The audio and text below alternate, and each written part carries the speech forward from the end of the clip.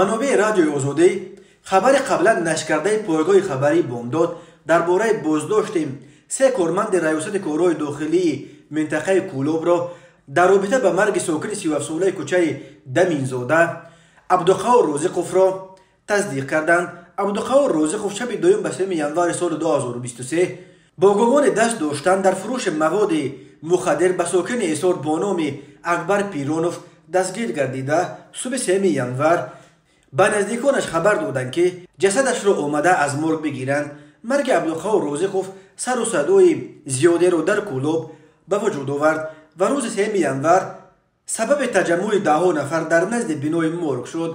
بامداد هنوز روز 3 ینوار سال 2023 یعنی در همان روز مرگ این ساکن کولوب با تکیه به نزدیکان عبدالقوار رازقوف خبر داده بود که کارمندان دادستانی منطقه کولوب در پی گرد عمویی مردم در نزد مرگ یا مردخانه این شهر سه کارمند میلیسا با نامهای جمشید کراماتوف، ظفر و شمشاد را دستگیر کردند. گفته میشد که تنها بعد این که مقامات این سه میلیسا را بازداشت کردند نزدیکان رازقوف راضی شدند که جسد او را از مرگ بگیرند.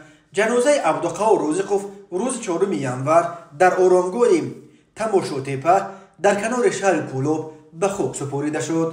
در حالی که وزارت کارهای داخله گفت عبدالقوار رازقوف از استعمال مواد مخدر نوع متامفتامین در را به قسم میلیسا جان داده است، نزدیکانش اصرار می‌ورزند که او بر اثر شکنجه از جانب کارمندان میلیسا به هلاکت رسیده است.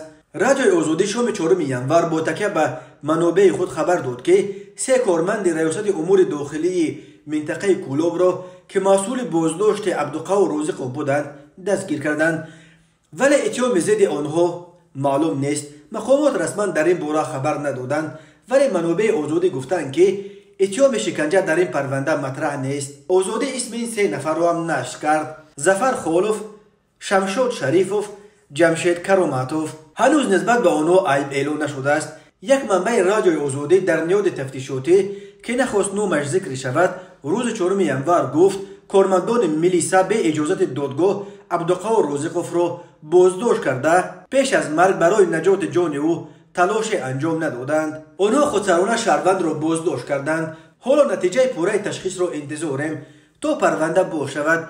میلیسا خودسرانه عمل کردند، خلق نظری کردند، ولی حالتهای شکنجه شدن یا نشدن را نتیجه های نهایی تشخیص معلوم میکند.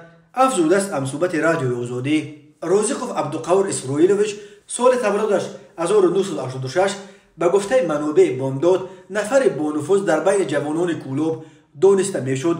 او قبلا با جرم قاچاق مواد مخدر به 12 سال زندان محکوم شده، حالا نیز شرطاً در آزادی قرار داشت و باید رفته در اداره میلیسا حاضر شده نشان میداد که در محل زیستش یعنی شهر کولوب قرار دارد. پدر عبدالقوار وفات کرده بود و او همچون فرزند کلانی سرابان اساسی عائله‌شان به شمار